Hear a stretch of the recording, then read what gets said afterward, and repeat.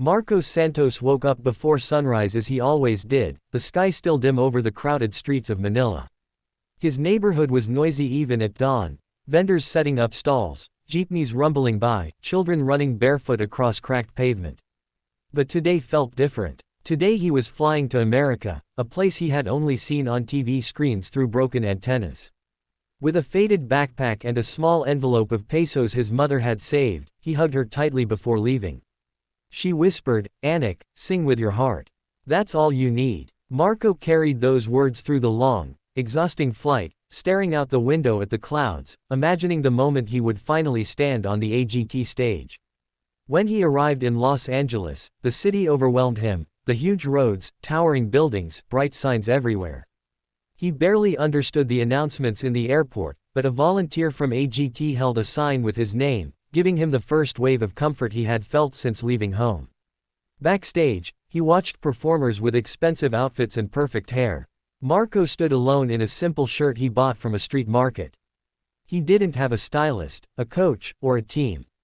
All he had was a voice shaped by years of singing on sidewalks for coins, a voice that carried the weight of poverty but also the spark of hope. When his name was called, he walked onto the stage and blinked at the blinding lights. The judges stared at him with curiosity, expecting another nervous teen. But when the music started, his entire being shifted. His voice rose strong and emotional, layered with pain, struggle, and raw sincerity. The audience fell silent, stunned by the sound coming from such a humble boy. Simon leaned forward immediately, his expression changing, while Sophia pressed her hand to her chest. As Marco delivered the final note, the room erupted into cheers that felt like a tidal wave crashing over him. For the first time, he realized people were cheering for him, not out of pity, not because he was poor, but because he was extraordinary. Backstage, Marco tried to steady his hands, still buzzing from the standing ovation.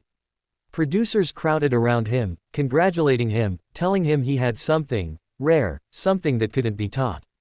He had never heard words like that in his life. Growing up, people only told him what they lacked: money, food, opportunities.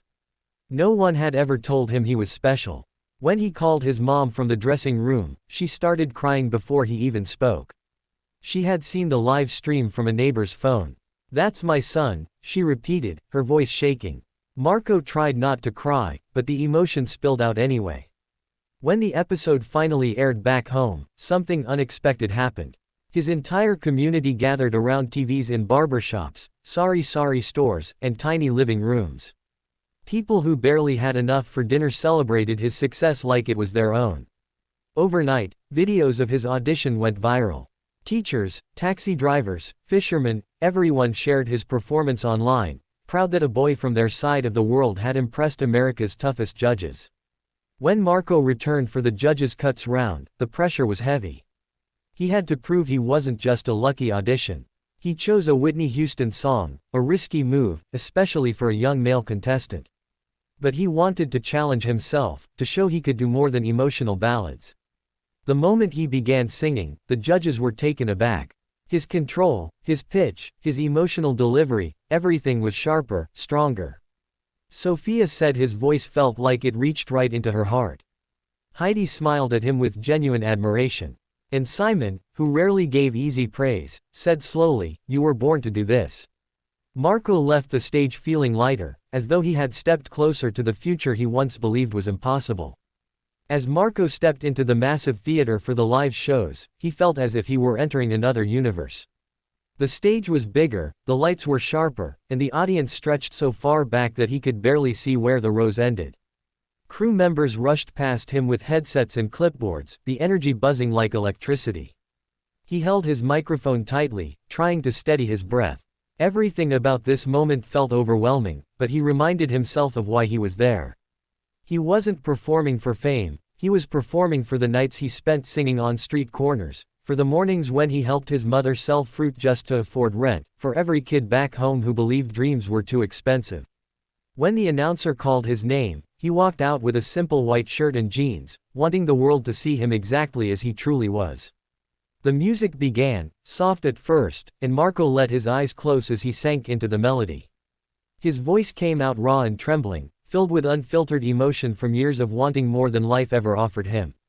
People in the crowd stopped cheering and simply listened. It was the kind of silence singers pray for, the kind that means every soul in the room is connected to you. As the song grew, his voice rose with it, releasing all the pain he had carried on his back for so long. When he opened his eyes, he saw people wiping tears, saw the judges staring at him with a mixture of shock and admiration.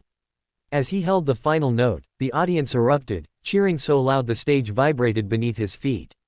Simon leaned into the microphone and said, "You're not just a singer. You're a storyteller." The words hit Marco like a warm wave, and he smiled shyly, unsure how to respond. That night, Marco trended across America, the Philippines, and dozens of countries in between. People posted reaction videos, parents showed their kids, and strangers wrote that his voice reminded them of their own struggles. His life was changing fast, and he wasn't sure how to handle it, but he knew he had to keep going. As the semifinals approached, the pressure became heavier than anything he had ever felt. Marco tried to rehearse, but sometimes the fear got in the way. He worried about disappointing the people who now believed in him, especially his mom. He hadn't seen her face to face in weeks, and the weight of missing her made everything harder. One night, overwhelmed, he sat on the floor of his tiny hotel room and cried quietly, afraid to fail. The AGT vocal coach found him during rehearsals the next day and noticed how tense he was. She helped him with breathing exercises, talked to him about staying grounded, and reminded him that greatness didn't come from perfection, it came from heart. And heart was something Marco had more than enough of. For the semifinals, he chose a song that symbolized rising after every fall, something that reflected his journey from poverty to this world stage. As he walked out, the set behind him glowed like a sunrise, soft gold spreading across the screens. The symbolism wasn't lost on him. It felt like Manila mornings, warm, humble, hopeful. When he started singing, he poured every fear, every hope, and every dream into the performance. His voice soared higher than he had ever dared to attempt. The audience stood before he even finished. Howie clapped loudly, saying it was his strongest performance to date. Heidi said he had a light inside him that made people feel something real. Simon, who had watched thousands of singers in his career, smiled with a proud softness Marco wasn't used to seeing. "You leveled up tonight," he said. When Marco walked off stage, tears streamed down his face, not from sadness, but from the overwhelming realization that he had earned his place in the finals. He wasn't just a poor kid with a dream anymore. He was a contender, a voice the world wanted to hear. Finals night felt like a dream Marco wasn't sure he deserved. The stage looked even larger than before, glowing with colors that reminded him of the bright fiestas back home. Crew members rushed around doing last-minute adjustments, and contestants waited anxiously in their dressing rooms. Marco sat quietly on a small couch, staring at his phone as he waited for his mother to answer his video call. When her face finally appeared, blurry but familiar, his heart softened instantly. She told him she wished she could be there in the crowd, but even through the screen he could feel her pride. She reminded him to sing from the soul, not for the judges or the cameras, but for the people who believed in him from day one. He nodded, trying hard not to let the growing lump in his throat turn into tears. When it was finally his turn, Marco walked slowly onto the stage, feeling the weight of every person watching across America and the millions tuning in from the Philippines. Instead of choosing a flashy song, he chose one that told a story, one about faith, about surviving tough seasons, and about finding hope when life had given you too many reasons to quit. As the first notes played, the crowd went silent again, that rare hush that told him they were ready to feel whatever he was about to give. Marco closed his eyes and released the first line, soft but steady. His voice grew stronger with each word, trembling only when he let himself remember his childhood nights singing in crowded streets, hoping someone would drop a coin so he could buy dinner. The cameras gently swept across the judges, capturing their emotional expressions as his voice rose with heartbreaking honesty. The audience raised their phone lights, creating a sea of tiny stars that moved with his voice. When Marco reached the powerful climax of the song, the entire theater vibrated with the energy he brought. His final note hung in the air like a prayer, full and unwavering. The crowd erupted, cheering and waving signs with his name. Heidi wiped away her tears openly, saying she had never heard a performance so pure. Sophia called him a light that the world needed. Simon leaned forward, nodding with approval before telling him, You didn't sing a song, you created a moment. And Marco, overwhelmed, could only bow with shaky gratitude. Results night felt even more nerve-wracking. Standing among the finalists, surrounded by confetti machines and blinding spotlights, Marco felt small again, like the boy who used to sing for strangers just to help his mom pay bills.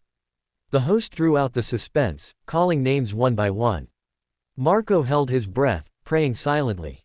When his name wasn't called as the winner, he felt a brief sting, a tiny disappointment, but it faded instantly when the audience gave him a long, heartfelt applause. Before he could even process the moment, Simon walked directly toward him, wrapped an arm around him, and whispered, "You didn't need the trophy. You already won." That sentence hit him harder than any award could.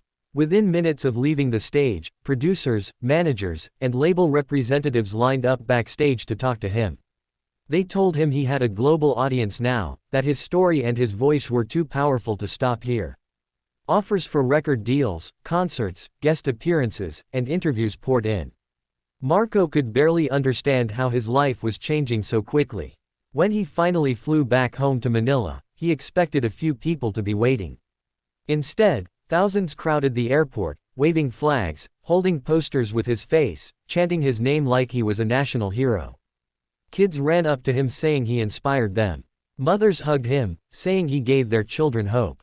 Marco looked around, tears welling up, realizing that he had gone from a poor street singer to a symbol of possibility. He promised himself, and everyone cheering, that he would use his new blessings to help his family and lift others just like him. From the dusty streets of his neighborhood to the world's grandest stage, Marco proved that dreams don't just belong to the rich. They belong to anyone brave enough to chase them.